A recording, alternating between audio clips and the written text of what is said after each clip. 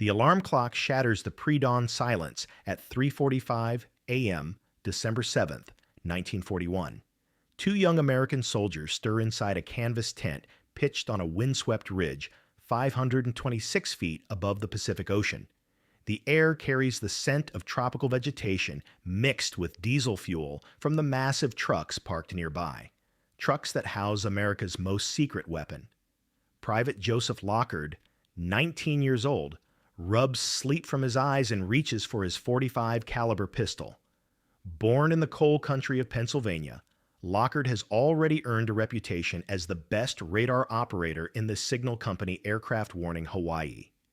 His bunkmate, Private George Elliott Jr., 22, from New Jersey, stretches nervously.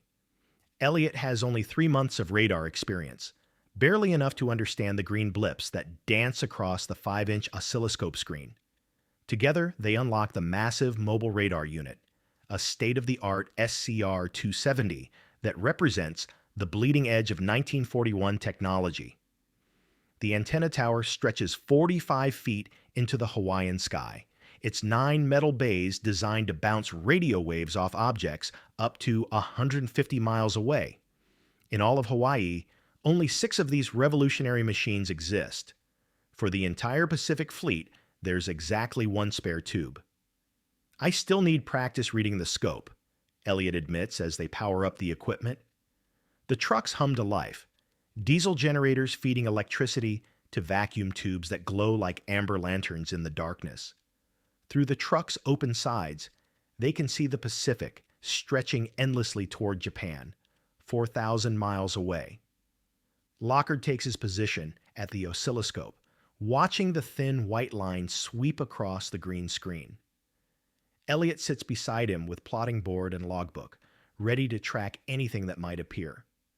Their job is simple: detect aircraft approaching Oahu and report them to the information center at Fort Shafter, 50 miles away. At 6:54 a.m., the phone rings. "Shut down the radar unit," comes the order from Fort Shafter. "Your duty ends at 7 o'clock. But Elliott has other plans. "I still want instruction on the oscilloscope," he insists. Lockard, always willing to help a trainee, agrees to keep the system running past their official duty time. At exactly 7:02 a.m., something appears on their screen that neither man has ever seen before. "What's this?" Elliott asks, pointing at the oscilloscope. A massive white blip dominates the display. Not the usual small dot representing a single aircraft, but a formation so large it defies explanation. How could these 2 young soldiers know they were about to witness the largest air attack in American history? And how would their technology, primitive by today's standards but revolutionary in 1941, evolve from this moment of failure into the invisible shield that would ultimately defeat Japanese air power in the Pacific? The largest blip either of us had ever seen on an oscilloscope. That's how Elliott would later describe the radar return that appeared 137 miles northeast of Oahu that Sunday morning. Lockard immediately suspects equipment malfunction. He runs through a series of diagnostic checks, testing the transmitter, checking the receiver, examining the antenna connections. Everything functions perfectly. The 2 soldiers calculate the approaching formation's speed and bearing. The aircraft are flying directly toward them at approximately 180 miles per hour, coming from 3 degrees east of due north. In 1941, this represents an impossible sight. No friendly formation has ever appeared this large on their primitive radar screen. "Don't be crazy," Lockard laughs when Elliott suggests calling the information center. Our problem ended at 7 o'clock. But Elliott persists, his New Jersey stubbornness overriding military protocol. After intense discussion, Lockard relents. "Well, go ahead and send it in if you like." Elliott tries the tactical telephone line. No answer. The 5 plotters at Fort Shafter's information center have left for breakfast. He switches to the administrative line, reaching switchboard operator Private Joseph McDonald. "I need someone in charge to call us back as soon as possible," Elliott explains nervously. describing the massive radar return approaching Oahu. This is unlike anything we've seen before. At 7:20 a.m., the phone rings. Lieutenant Kermit Tyler, a 28-year-old pilot learning fighter direction procedures, has been located. This is only Tyler's second shift in the information center. He's essentially as green as Elliott when it comes to radar operations. Lockard takes the call, explaining the unprecedented radar contact. But Tyler remembers something from his drive to Fort Shafter that morning. Hawaiian radio station KGMB had been playing music without commercial interruption. A friend had once told him, "This happens when B-17 bombers fly in from the mainland, using the radio signal for navigation." "Well, don't worry about it," Tyler tells the radar operators. Lockard wants to shut down immediately, but Elliott insists they continue tracking the formation. I still wanted instruction on using the oscilloscope, and the incoming flight presented a perfect opportunity. For the next 17 minutes, they watch the massive blip grow larger as it approaches Oahu. The formation maintains course and speed, now clearly visible as the largest air attack anyone has ever tracked on radar. At 7:39 a.m., the aircraft disappear behind the mountains surrounding Opana Ridge, vanishing into the radar's permanent blind spot just 22 miles from the coastline. Elliott and Lockard pack up their equipment, waiting for the truck that will take them back to Kawailoa Base Camp for breakfast. They have no idea they've just tracked 183 Japanese aircraft, 49 high-level bombers, 40 torpedo bombers, 51 dive bombers, and 43 fighters, approaching Pearl Harbor for the most devastating surprise attack in American history. Halfway back to camp, they pass a stake-body truck speeding toward Opana Point, filled with soldiers wearing World War I doughboy helmets and carrying full combat gear. Elliott and Lockard honk their horn and slow down, trying to ask what's happening. The soldiers blow their horn in response and race past without stopping. At Kawailoa, they find soldiers gathered in clusters, staring at the sky. Black smoke billows on the horizon, rising from the direction of Pearl Harbor. The base radio crackles with emergency broadcasts. "Air raid Pearl Harbor. This is no drill." Lockard and I looked at each other, Elliott later recalled. At that moment, we knew that the flight we tracked at Opana was the Japanese attack force. The two radar operators have just experienced America's greatest intelligence failure. Despite having revolutionary early warning technology and 55 minutes of advance notice, the attack proceeds exactly as planned. Over 2,400 Americans die that morning. The Pacific Fleet lies in ruins.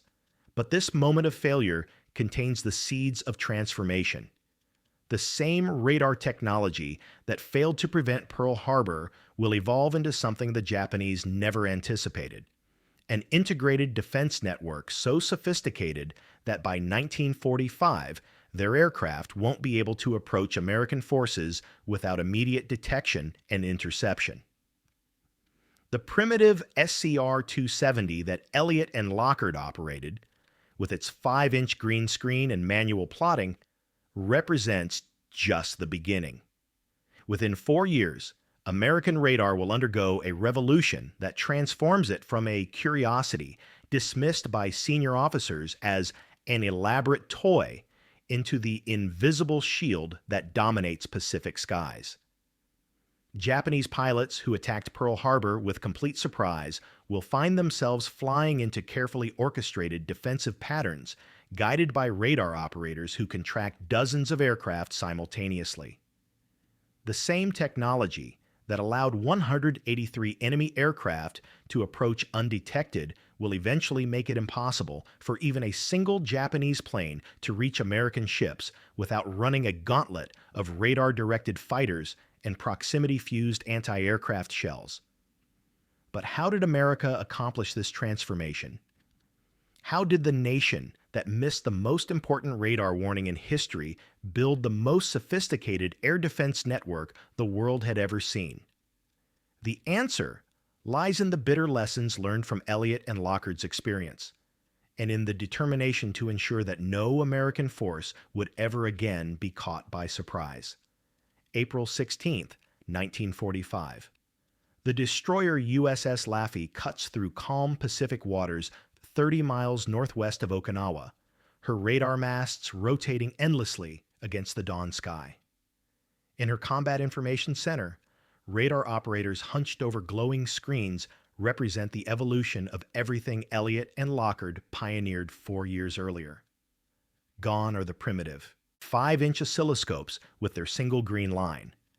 Laffy's CIC teams monitor multiple radar systems simultaneously: air search, surface search, and fire control radars that can track dozens of targets while automatically directing guns to intercept them. The ship carries 300 rounds of revolutionary VT proximity fuse ammunition, shells equipped with tiny radar sets that explode when they detect aircraft nearby. At 8:08 a.m., Laffy's air search radar detects the impossible: more incoming aircraft than the operators can count, approaching from the north. These represent the spearhead of Kikusui No. 3, the third massive kamikaze attack on American forces off Okinawa. A total of 165 suicide aircraft and 150 conventional attackers are converging on the American fleet. But this time, the story unfolds differently than Pearl Harbor. Request immediate combat air patrol. Laffy's fighter direction officer calls to escort carrier Shamrock Bay. 4 FM-2 Wildcats scramble immediately, racing toward the destroyer at maximum speed. Additional combat air patrol launches from multiple carriers, a coordinated response impossible in 1941, but routine by 1945. Commander Frederick Becton, Laffy's commanding officer, studies the radar displays with calm professionalism. A veteran of 4 previous battle engagements, Becton has learned that radar-guided defenses work best when ships maintain steady courses to maximize their firepower rather than attempting radical evasive maneuvers. At 8:30 a.m., the first Japanese aircraft appear visually, a single Aichi D-3A Val dive bomber conducting reconnaissance. Laffy's twin 5-inch gun mounts, guided by radar fire control, immediately take the aircraft under fire. The Val jettisons its bomb and flees, but the message is clear. American ships now possess radar-directed gunfire accurate enough to threaten aircraft at maximum visual range. 4 more Vals approach in coordinated attack formation, splitting into pairs to attack from multiple angles. This represents classic kamikaze tactics designed to overwhelm primitive radar systems like the SCR-270, but Laffy's integrated defense network handles multiple targets with mechanical precision. Mount 51 and 52. Commence firing. Radar-directed 5-inch guns track the first pair of attackers. VT proximity fuses detonate shells precisely when they reach optimal range, creating devastating fragmentation patterns that no pilot can evade. The first Val disintegrates at 9,000 yards. The second explodes at 3,000 yards. Mount 53 engages the Vals circling to attack from astern, hitting one with a VT-fused shell at 3,000 yards. The damaged aircraft's landing gear catches a wave, and it crashes into the sea. The fourth Val, crossing from starboard to port, runs into concentrated fire from both Laffy and support craft LCS-51. All 4 attacking aircraft are destroyed before reaching attack range. American fighters now arrive over the battle zone. 12 Marine Corps F-4U Corsairs from VMF 441, Blackjacks, launched from captured Yantan Airfield on Okinawa, join 4 Navy Wildcats already engaging Japanese formations. The Corsairs operate under radio direction from Laffy's CIC, which vectors them toward incoming raids using radar information impossible to obtain in 1941. For 80 minutes, Laffy fights the most intensive kamikaze attack ever recorded. 22 Japanese aircraft attempt to crash into the destroyer, supported by conventional bombers dropping freefall weapons. But the ship's radar-guided defense systems extract an enormous toll. 8 Japanese aircraft shot down by Laffy's guns, 6 more kamikazes hitting only after suffering severe damage that reduces their accuracy, and 17 additional aircraft destroyed by radar-vectored fighters. The contrast with Pearl Harbor becomes starkly apparent, where Elliott and Lockard could only watch helplessly as 183 aircraft approached undetected. Laffy's operators actively coordinate a defensive battle involving dozens of aircraft, multiple ships, and integrated fire control systems. When kamikazes do penetrate the defensive perimeter, radar-guided proximity fuses dramatically improve the effectiveness of anti-aircraft fire. Performance by all hands was outstanding, Commander Becton later reports. Gunnery personnel demonstrated cool-headed resourcefulness and continued to deliver accurate fire throughout the action, often in local control. But Laffy represents just one example of America's radar revolution. Across the Pacific, American task forces now operate behind defensive screens that Japanese air power cannot penetrate. Task Force 58's fast carriers employ radar picket lines, destroyer formations positioned 50 to 60 miles from the main fleet, equipped with the latest radar systems and assigned dedicated fighter squadrons. These picket ships detect incoming raids before they can approach the carriers, vectoring fighters to intercept formations while they remain concentrated and vulnerable. When kamikaze tactics disperse attacking aircraft to overwhelm defensive systems, the Americans simply deploy more radar-equipped ships to handle multiple simultaneous tracks. Vice Admiral John McCain's carriers now carry 73 fighters each, nearly double their 1941 complement, specifically to maintain continuous combat air patrol under radar direction.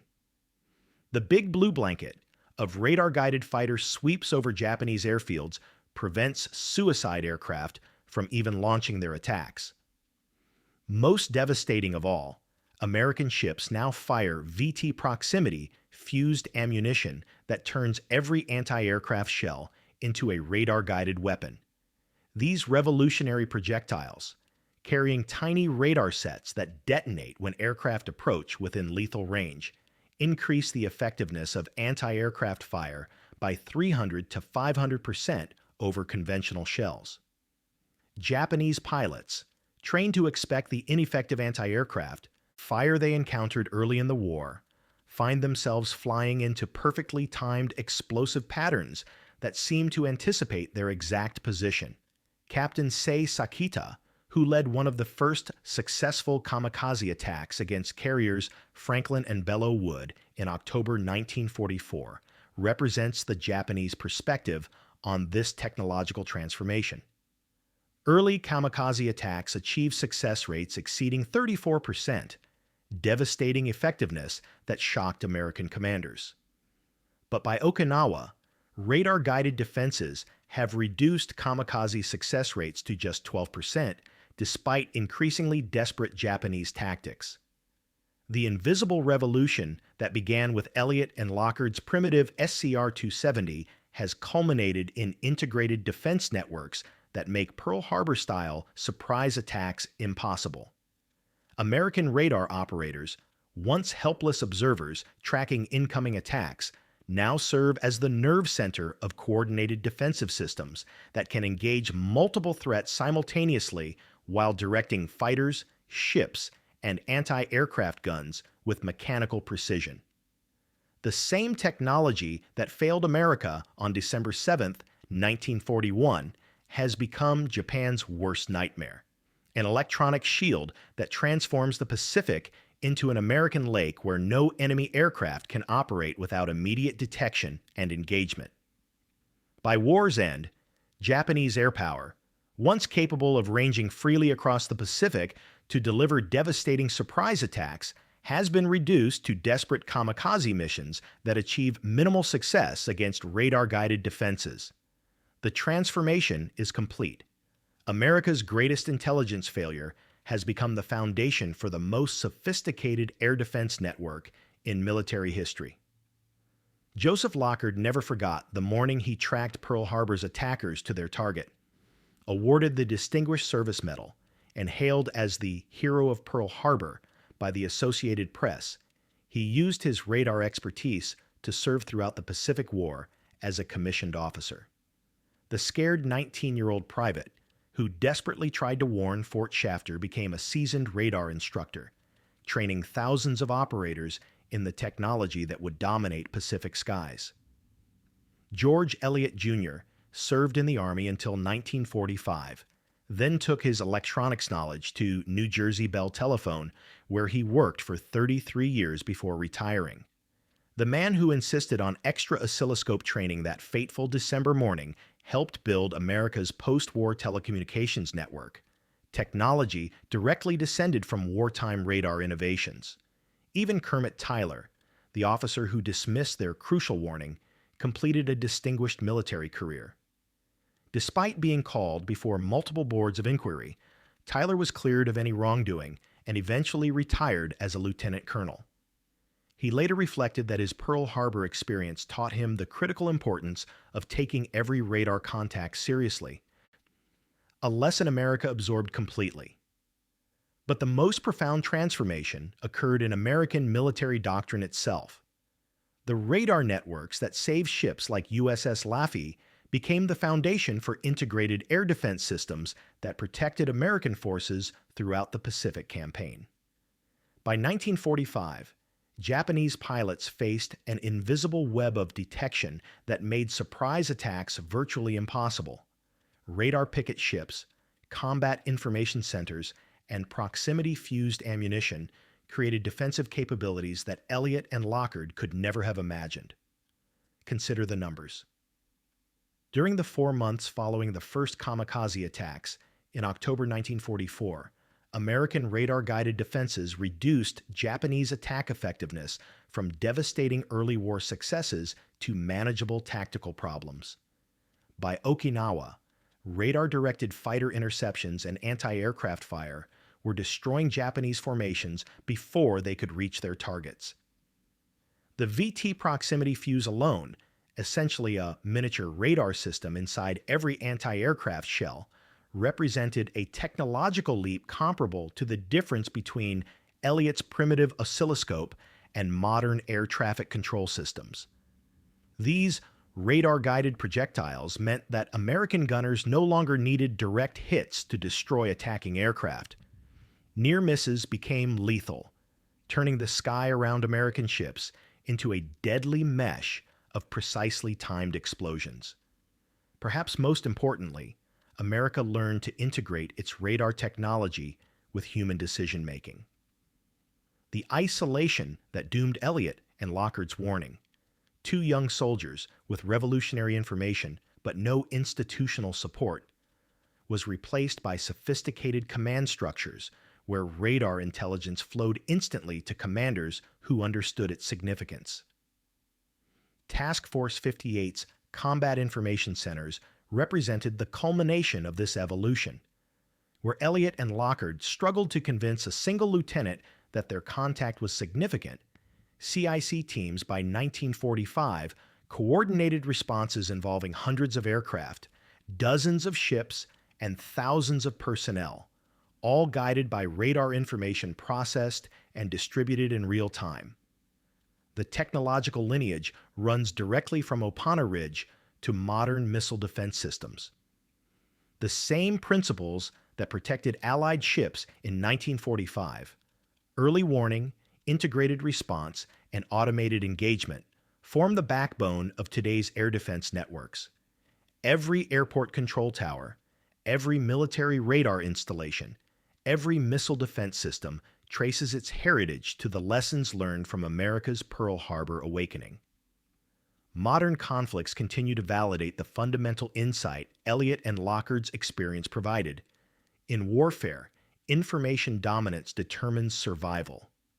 The nation that can see farther, process threats faster, and coordinate responses more effectively holds decisive advantages that no amount of individual courage can overcome. Today, as potential adversaries develop new methods to attack American forces, the same cycle continues.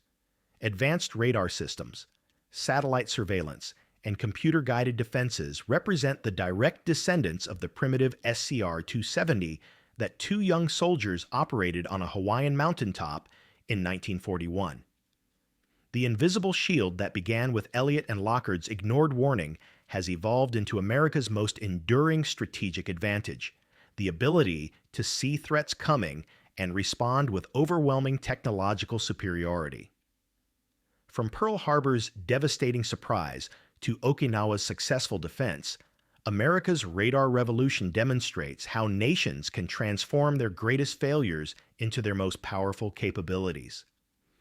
Two young soldiers tracking blips on a green screen could never have imagined they were witnessing the birth of the electronic age, an age where information itself became the ultimate weapon. The next time you see aircraft safely landing at any airport, guided by radar controllers who can track dozens of flights simultaneously, remember Elliott and Lockard, and how America learned to turn its moment of greatest vulnerability into the foundation of unmatched technological supremacy.